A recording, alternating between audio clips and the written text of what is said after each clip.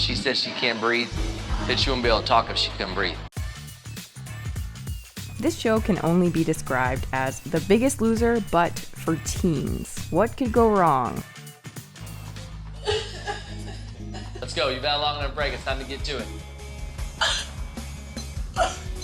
Off the floor. Let's go. Don't make me ask you twice. Let's go. Marcy, if you don't get up out of that stall, I'm leaving and you can stay fat.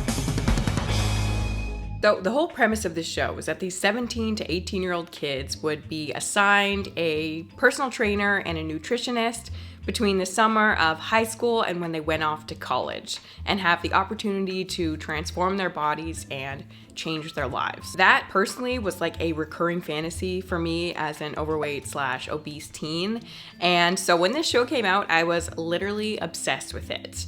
And it's really only now in retrospect that I can see just how problematic it was. This show is kind of the playbook for how not to lose weight, or how to do it in the most unhealthy way humanly possible. And I actually got in contact with the person we'll be discussing today, Marcy, and she told me just how problematic things were and how much worse they were behind the scenes. So if you stay tuned to the latter half of the video, I'll be talking about that a little bit then. Also, a big thank you to Noom for sponsoring this video, but more about that later. Meet Marcy. This episode follows the short, very short journey, as we'll see, of this 18-year-old girl, Marcy, who has been overweight her entire life.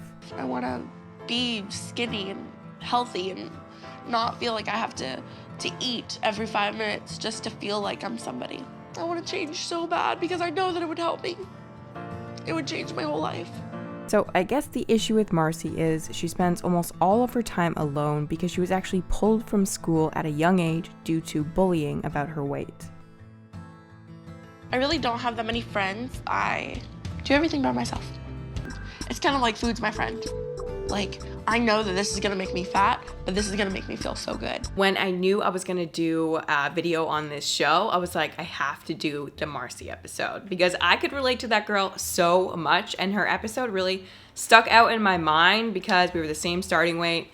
We both didn't really have a lot of friends at that age, and at that age, I really relied on food to kind of entertain me and to be my friend. And I feel like this show did a really good job of picking a wide array of people with different backgrounds and stories so that you or whoever was watching could find someone that kind of represented you and had a similar story. Like if you had body image issues or you're overweight or you're obese, whatever your situation was, you could probably find something at least a little bit similar modeled throughout the characters on this show. A lot of these kids were using food to fill some sort of gap that existed in their lives. So what does MTV do to help these emotional young adults with maladaptive coping mechanisms?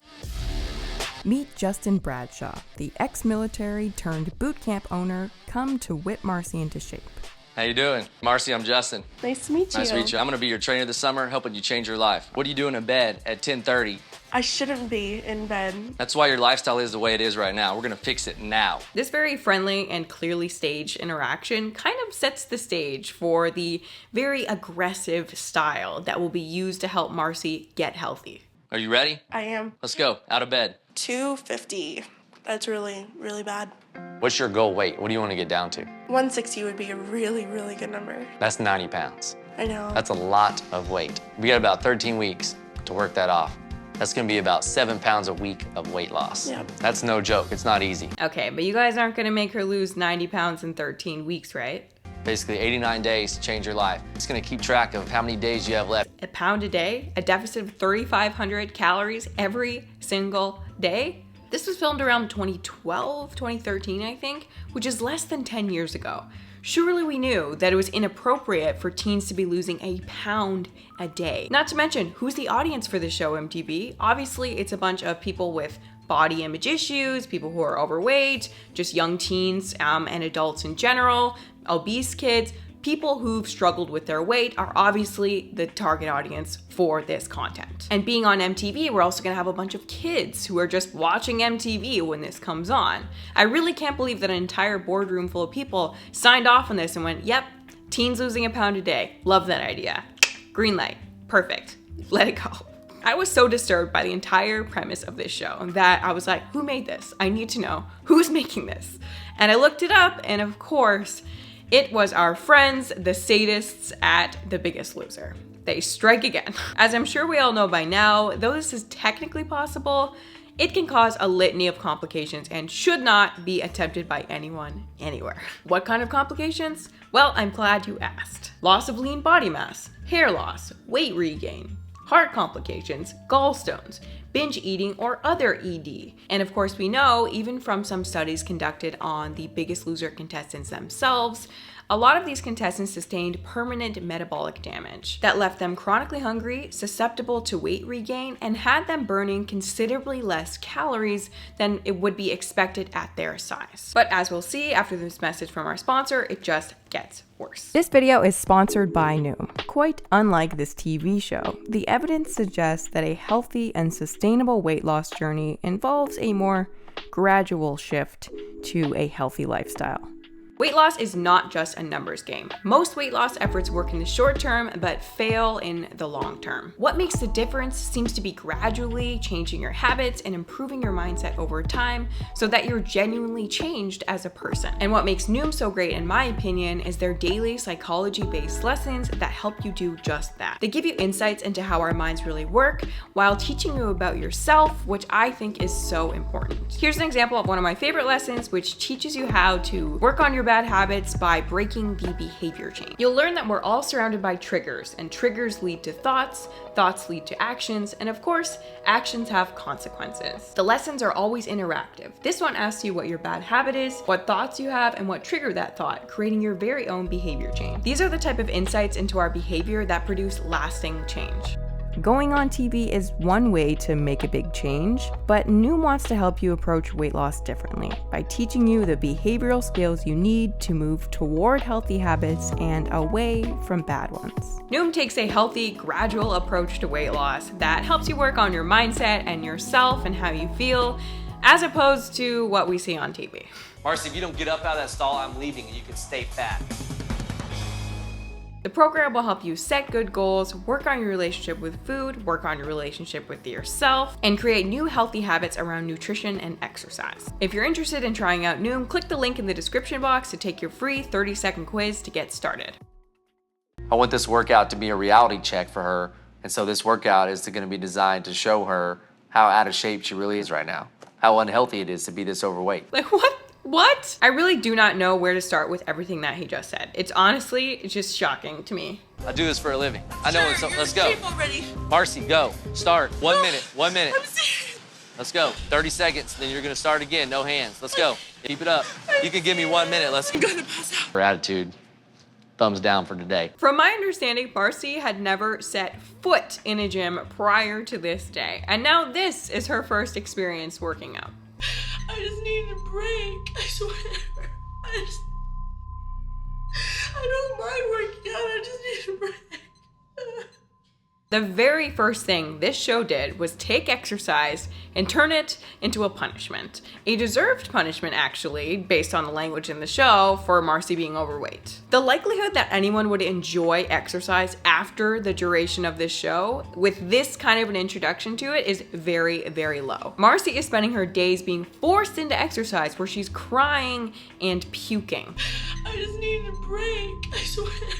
And with very little other reference for what exercise feels like, her brain is learning exercise equals crying and puking and crying, which could, unchecked, very easily lead to an aversion to exercise. Not only is this a negative for Marcy, but for everybody watching this show as well. I believe that there was a study a few years ago that said that after watching The Biggest Loser, and obviously shows like it, people's attitude toward exercise was a lot worse. People had a lot worse of a view of what exercise was supposed to look like. I know for me personally, I thought exercise didn't count. It wasn't doing anything for you unless it looked like that, unless it looked like torture. And I know a lot of people feel like that. And the thing is, if we go back through our references for what exercise looks like, I mean, The Biggest Loser was a massive show on TV, and also gym class, where we're being told and forced to run laps, sometimes as a punishment. We have to do all these things that, maybe we we hate or dislike, especially if you were like me and you were an overweight kid and it was a little bit more difficult for you to do the exercises. All of us have learned associations with exercise. Some people have good ones, some people have bad ones. Everybody has a little mix of both, I'm sure. But what these shows accomplished was that they taught people that this is what exercise looked like. Created a negative association between exercise and punishment. And yeah, that's not a great thing. And it's really no wonder that there's a huge portion of the population that's not interested in exercising. But of course, exercise, it doesn't have to look like that to count. And I mean, science would suggest that the best way to get yourself to stick to exercise, which is going to benefit you the most if you can do something for a longer period of time, is to do something that you actually enjoy for the long term. Do something that you want to keep going back to, as opposed to forcing yourself to do something to obtain a reward like weight loss. 222.6. Almost 29 pounds. I really want her to see what losing weight is like, how hard you have to work to do it. I don't really get what this guy's obsession is with showing Marcy how hard it will be to lose weight, but that is what the entire rest of the show consists of. We see Marcy constantly exhausted doing HIIT, boot camp drills day in and day out, while being told she sucks and is not putting in enough effort by Justin. And that's pretty much the extent of the weight loss journey that we see. Marcy's progress so far is not where I want it to be. Okay. I don't think she grasps how serious this situation is and how difficult it's going to be for her to really lose this weight. Well, I seem to think that she is motivated. Do you not see it? I think her motivational level is still not where it needs to be. Tell her to suck it up.